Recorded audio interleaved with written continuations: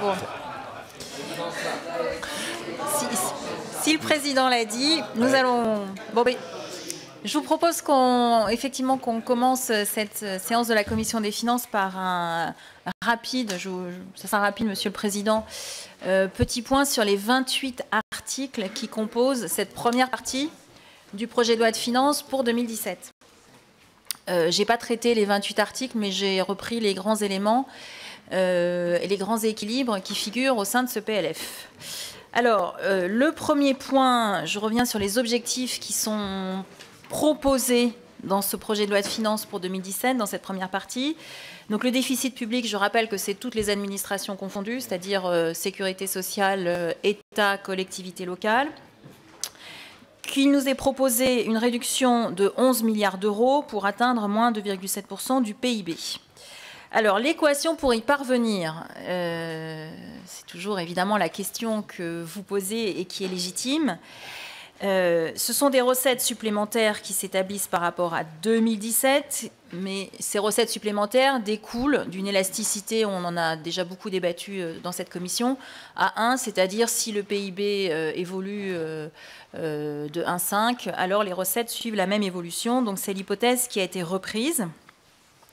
Là-dessus s'ajoutent des recettes nouvelles qui correspondent à 1,9 milliard pour de la fraude fiscale, 1,3 milliard, enfin lutte contre la fraude fiscale, j'entends bien, 1,3 milliard qui correspondent à des mesures de trésorerie que nous verrons dans les différents articles qui sont proposés, et 0,7 milliard, enfin 700 millions d'euros qui correspondent à des contentieux moins élevés que prévu. Est-ce que on peut vous interrompre sur des questions très techniques, si vous permettez, oui. Sur les recettes. On est en comptabilité nationale. Oui. Et donc, vous ne comptez pas les 4,3 milliards venant de la COFAS. Non, c'est un point très important. Non, c'est un article, je ne les compte pas. Dès maintenant.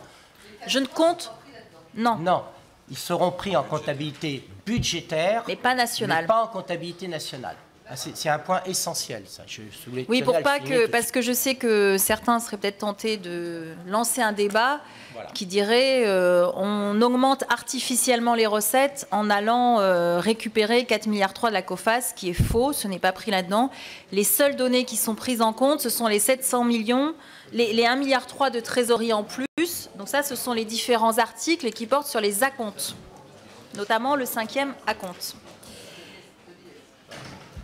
de l'IS. Excusez-moi. Je vous en prie, merci beaucoup. Non, mais c'est un point très important. Là-dessus, il y a 1,5 milliard de recettes en moins par rapport à 2016, qui correspondent à 1 milliard de baisse d'impôt sur le revenu, 300 millions de baisse d'impôt sur les sociétés et 200 millions de baisse de cotisations. Côté dépenses, alors, il y a toujours, évidemment, le point de départ, c'est l'évolution tendancielle. Donc, vous allez me dire, le tendanciel, c'est quoi ? Je serais tentée de vous répondre, je ne sais pas. C'est une observation par rapport au passé, mais effectivement, c'est le point de départ de l'évolution des dépenses publiques. Là-dessus, à ce tendanciel, on rajoute 6,3 milliards de dépenses nouvelles. Donc, vous savez, ce sont les dépenses de sécurité qu'on avait déjà évoquées. Je vous avais transmis un petit tableau. De moindre économie, c'est 1,9 milliard sur les collectivités locales. Et quand on fait la somme de tout ça, il faut réaliser 9,9 milliards d'économies. Là-dessus, il y a 5 milliards qui proviennent de la réorientation du pacte de responsabilité, 1,5 milliard sur les administrations de sécurité sociale, enfin, je vous ai mis le détail, et 1,2 milliard de charges d'intérêt moins élevées que 2016 du fait des taux, du niveau bas des taux, et 1,2 milliard de décaissements en moins que prévu pour les PIA. Donc quand vous faites la somme de tout ça, normalement ça match. Non, mais enfin, merci beaucoup de cet éclairage qui est extrêmement utile. Parce que honnêtement, nous aurions cela dans la présentation du gouvernement, ça nous faciliterait beaucoup les choses. C'est beaucoup plus clair que l'exposé des motifs du projet de loi de finances.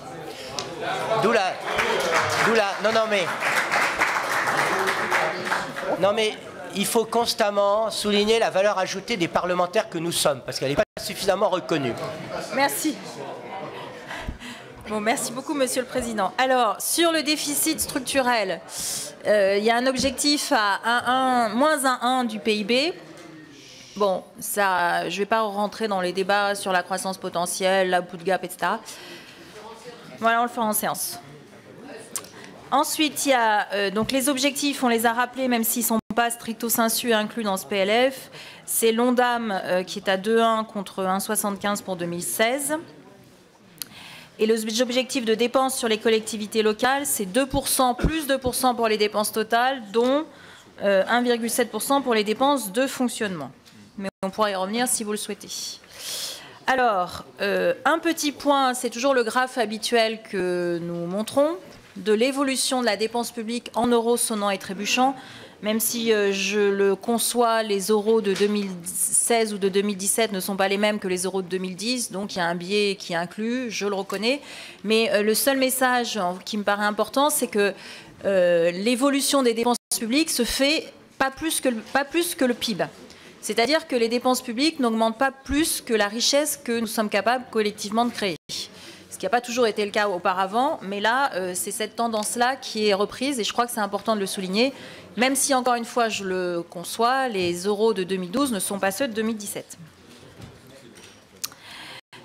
Donc là-dessus, en incluant les crédits d'impôt, la page suivante, vous avez les évolutions par année des dépenses publiques en milliards d'euros. Donc ça, c'est ce que nous avions... Donc vous voyez que ce sont essentiellement les administrations, enfin beaucoup les administrations de sécurité sociale qui ont réduit l'augmentation des dépenses publiques. Alors, comme je voulais faire plaisir au président de la Commission des Finances, pour ce dernier budget de la mandature, on a tenté un exercice qui vaut ce qu'il vaut, mais qui donne une évolution de la nature de la dépense publique. Donc la dépense publique, tout compté, c'est administration de sécurité sociale, État et collectivités locales. Et on a tenté de découper ces dépenses publiques en 4 parties. Celles qui correspondent à l'investissement, celles qui correspondent à des intérêts, les intérêts de la charge de la dette, celles qui correspondent à du fonctionnement et celles qui correspondent à des dépenses de solidarité. Mais il y a plus que solidarité, c'est-à-dire les retraites, c'est un droit que vous avez. On a mis tout là-dedans. Protection sociale dans son ensemble, et une partie aussi des crédits d'impôt qui sont mis dans cette case-là par l'INSEE. Donc je me permets de le dire, c'est pour ça que vous avez un montant qui fait 50, et donc on l'a exprimé en pourcentage du PIB. Bon, donc ça rejoint effectivement les chiffres de l'OCDE. Donc vous voyez que les dépenses, donc l'investissement, c'est l'investissement public, hein, c'est les PIA, c'est les collectivités locales, enfin c'est l'ensemble des dépenses d'investissement public. Les intérêts, vous voyez que la charge de la dette a quasiment baissé d'1 point de PIB, donc ce qui effectivement soulage. Et le fonctionnement est relativement stable. Oui. Effectivement, les dépenses de solidarité ou de protection sociale dans leur ensemble, ce sont elles qui ont progressé au fil du temps. Vous pourriez nous rappeler le traitement comptable des crédits d'impôt. On ne prend en dépense que la fraction qui fait l'objet d'une dotation, où on prend la totalité dès lors que c'est crédit d'impôt. On prend à la fois la part imputée sur l'impôt pour ceux qui payent l'impôt, et on prend la totalité dès lors que c'est un crédit d'impôt, il est en totalité. Si c'est une réduction d'impôt, ça n'apparaît pas. Voilà. C'est ça la règle. Non, je pose la question parce que nous avons une propension à annoncer, depuis des décennies d'ailleurs, qu'on limitera les niches fiscales, et puis on observe qu'au contraire, elles prospèrent. Et elles ont pris une telle place aujourd'hui qu'il faut être bien d'accord sur le traitement comptable et la définition.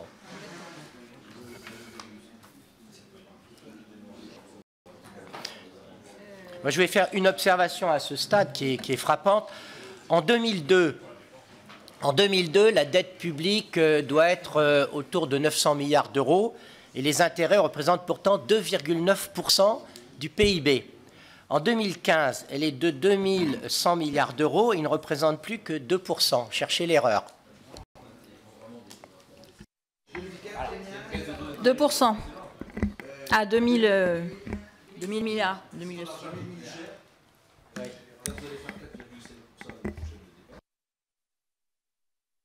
Je vous propose qu'on continue. Un point aussi, puisque vous savez qu'il y a le fameux tuyau TVA, enfin il y a beaucoup de tuyaux qui relient le budget de l'État à celui de la sécurité sociale. Donc l'État, pour 2017, il est prévu que l'État compense 3,7 milliards d'euros de plus à la sécurité sociale. C'est l'article 26. Alors, je me permets de rappeler que les compensations à la sécurité sociale datent de 1994 et que ces 3,7 milliards correspondent à du rattrapage d'exonération qui existait, qui avait été voté par le passé et qui n'avait pas encore été compensé par l'État à la sécurité sociale. Donc, en compensation totale, ça fait 36,7 milliards d'euros.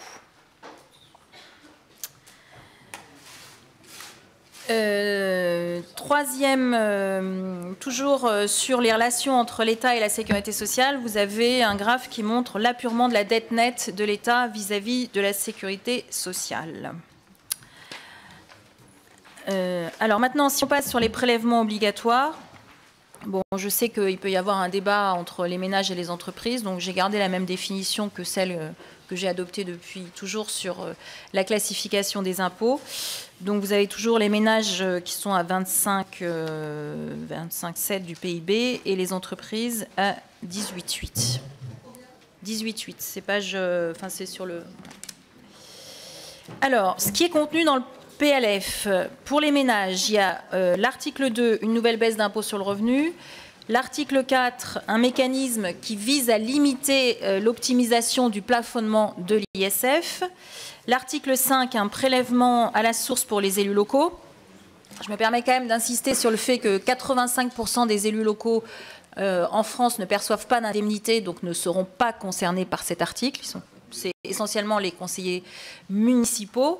Donc il y aura une vraie année blanche, parce qu'on va voir le prélèvement à la source en deuxième partie, où on parle d'année blanche, mais en année blanche, il y aura quand même un impôt sur le revenu qui sera payé. En revanche, là, ici, ça représente une vraie année blanche pour 2017, qui représente un coût pour l'État de 30 millions d'euros. Ben, je ne sais pas comment il faut l'appeler, moi je l'ai appelé une... Ça va poser un problème. Ça pose un problème. C'est une question, non, justement...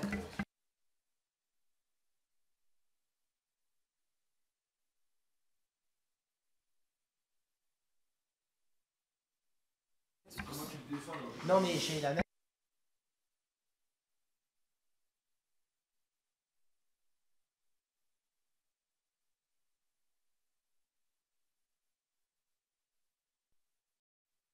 Les indemnités des élus locaux font l'objet, c'est le droit commun, d'un prélèvement à la source. Par contre, ils peuvent opter, s'ils le souhaitent, pour le régime général du barème progressif. Mais là, comme il y a déjà un prélèvement à la source, tel qu'on lit l'article, il est annulé en 2017. Donc il n'y aurait pas de fiscalité du tout en 2017. En revanche, à partir de 2018, la fiscalité pour ces indemnités locales est beaucoup moins favorable. Puis d'abord, elles sont cumulées, alors qu'aujourd'hui, elles sont traitées individuellement. Et dans la majorité des cas, le système actuel conduit à un taux forfaitaire qui est inférieur à ce que donnerait l'application du barème, alors que là, le barème sera obligatoire. Alors, ben voilà.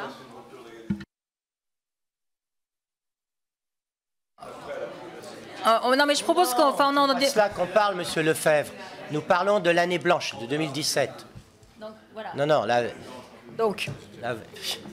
Donc, alors, j'ai mis des guillemets parce que j'aime pas le mot perdant ou gagnant, mais ceux qui paieront, qui risquent de payer plus, c'est tous les élus qui ont d'autres revenus, soit un revenu du travail, soit un revenu autre. Et les gagnants, ce sont les élus qui n'ont uniquement qu'une indemnité d'élu. Article 18, une augmentation de 2 € de la redevance télé, donc les 1 € qui étaient prévus avec l'augmentation, la revalorisation de la redevance télé et 1 € de plus. Et un article sur l'épargne, c'est l'article 9, c'est une mesure, oui, c'est bien 2 €, une mesure de trésorerie sur les revenus mobiliers. Donc ce que fait l'article 2, c'est une réduction de 20% de l'impôt dû et avec un taux de réduction, une sortie en sifflet sous condition de ressources. La ressource est évaluée sur la base du revenu fiscal de référence, 20 500 € pour un célibataire et 41 000 pour un couple. Donc sont concernés tous les célibataires qui ont des salaires entre 1 360 et 1 900 € par mois, les couples entre 2 550 et 3 800 € par mois, et les couples avec, par exemple, 2 enfants. Après, vous prenez 3 enfants, vous rajoutez... voilà. 7 millions de ménages concernés par la mesure. On a fait un petit bilan qu'on va vous laisser, juste pour rappeler, parce que, bon, on peut entendre beaucoup de choses, que donc, dans le fond, si on regarde tout ce qui... C'est un bilan global en incluant le PLF 2017... les ménages qui ont eu des hausses d'impôts sont ceux qui ont un niveau de vie supérieur, un niveau de vie, hein, parce qu'effectivement, on peut avoir le RFR, le niveau de vie. Là, on a pris un niveau de vie parce que c'est les données qu'on a eues sur les bornes. Donc, c'est par unité de consommation, supérieur à 29 580 €. Ceux entre 15 800 et 9 580 ont bénéficié des baisses d'impôts. Et ceux en dessous ne payent pas d'impôts. Donc, voilà, ça vous donne un peu une distribution qui est assez... succincte. Il peut y avoir toujours des cas particuliers, mais ça donne ça le grand ensemble qui résulte de différentes mesures adoptées. Donc à chaque fois, ça c'est le graphe qu'on avait déjà mis l'an dernier, c'est une entrée dans l'impôt qui est décalée. Donc vous avez par exemple une part, en 2012, vous commenciez à payer de l'impôt si vous gagnez plus de 13 490 €. Et en 2017, vous commencez à payer de l'impôt sur le revenu si vous êtes un célibataire, donc une part, si vous gagnez plus de 16 410 € par an. Et vous le faites au fur et à mesure avec les nombres de parts qui peuvent exister. Donc, par exemple, un couple avec 2 enfants commençait à payer de l'impôt sur le revenu s'il avait plus de 27 160 € de revenus annuels. Et aujourd'hui, enfin avec le PLF 2017, il commence à payer de l'impôt s'il a un revenu annuel supérieur à 41 415 €. Alors, on a regardé, ça c'est l'entrée dans l'impôt sur le revenu. Après, il y a, une fois qu'on paye, est-ce qu'on paye plus ou moins? Donc pour un couple qui aurait 2 enfants, en deçà de 52 000 € de revenus, et qui n'a pas une complémentaire santé via son entreprise, en dessous de 52 000 € de revenus, il paye moins d'impôts qu'en 2012. Donc vous avez la cascade toujours de ce couple avec 2 enfants qui n'a pas la complémentaire de son entreprise.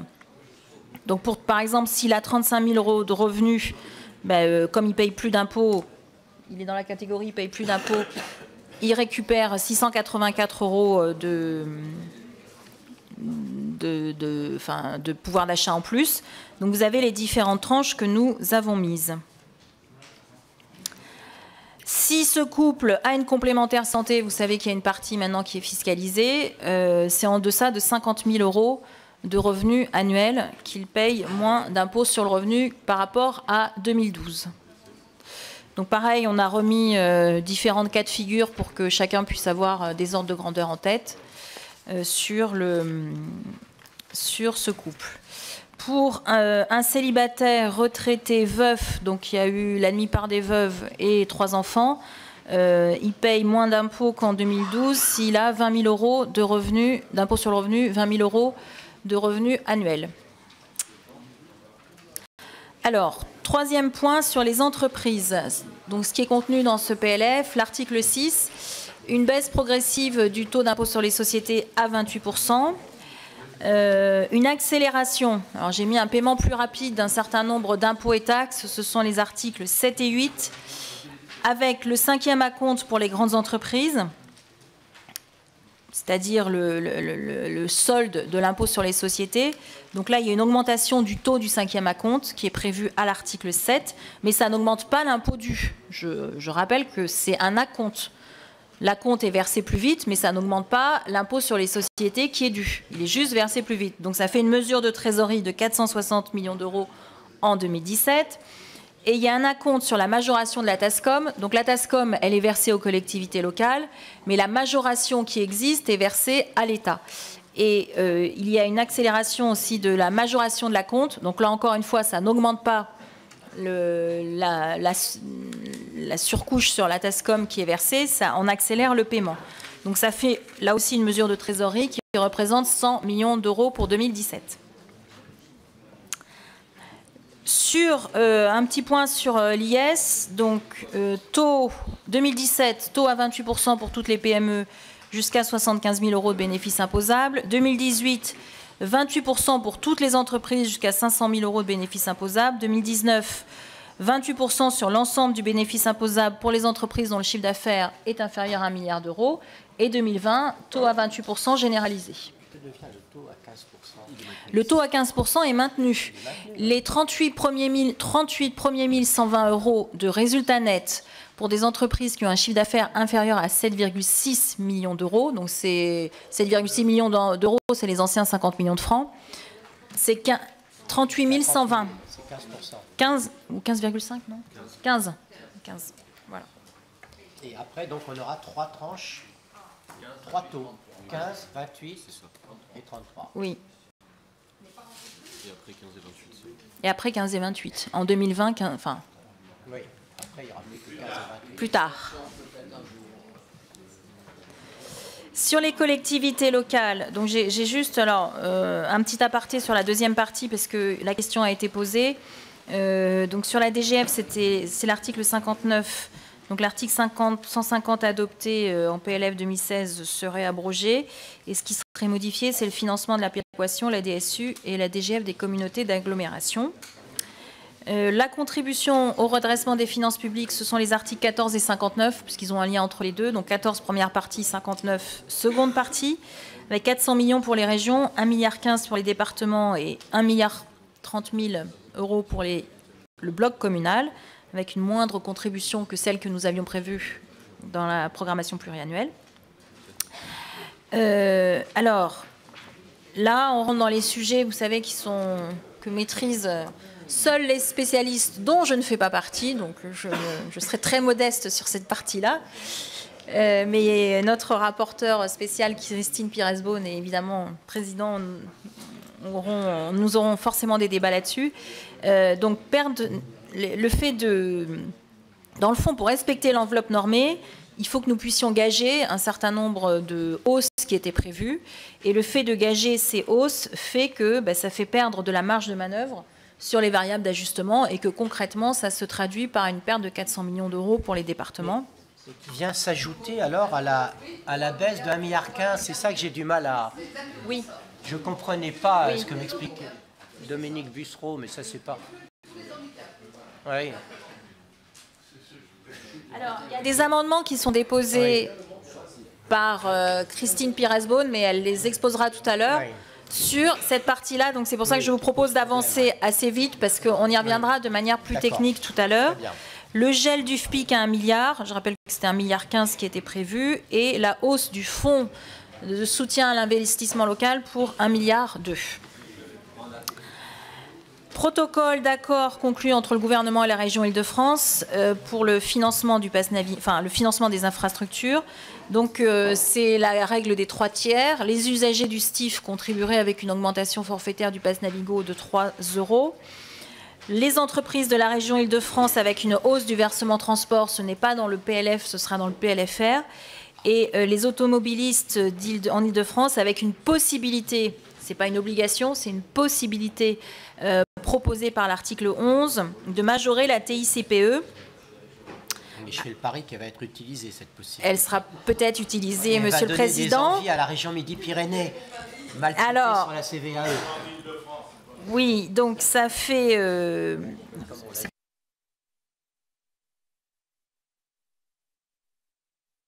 Donc ça fait en 100 millions qui irait 100 millions pour le STIF, 10 à 20 millions d'euros pour l'État. Ça peut donner aussi des idées à la région. Ce sont des plafonds et une hausse de 1 centime ou 1,5 centime à la pompe. Voilà.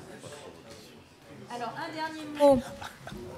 un dernier mot pour vous dire que nous avons 319 amendements, puisqu'un certain nombre de ceux que vous avez déposés ont été retoqués par l'article 40, mais pas parce qu'ils ont été retoqués, c'est souvent parce qu'ils sont plutôt de la deuxième partie. Donc sur les 319, il y en a 122 qui ont été déposés par le groupe SER, 88 par le groupe Les Républicains, 52 par le groupe UDI, mais sur les 52, il y en a 40 par Monsieur de Courson. 28 par les non-inscrits, 19 par le groupe RRDP et 10 par le groupe GDR. Et sur ces 319 amendements, on en a près de 25% qui portent sur des questions de taxes écologiques, enfin TICPE, TICFE, enfin tous les TGAP, enfin tout ce que vous voulez. Donc avec plus d'un côté des baisses et de l'autre des hausses ou des réajustements au milieu. Donc voilà, nous avons près de 25% des amendements qui vont donner lieu à discussion maintenant et qui portent sur ces questions-là. Et je voudrais, en votre nom, remercier l'ensemble des administrateurs qui commencent ce marathon budgétaire. Je ne sais pas si vous les connaissez tous. Bon, Guillaume Bazin, forcément, vous le connaissez. Ludovic Pinto, Marie Vigourou, Cédric Jurgensen, Clément Lecher, Julien Barrel, qui vient de rejoindre l'équipe. Jean-Luc, j'arrive jamais à prononcer son nom, ils vont le dire. Grigorski, et Sophie Telade.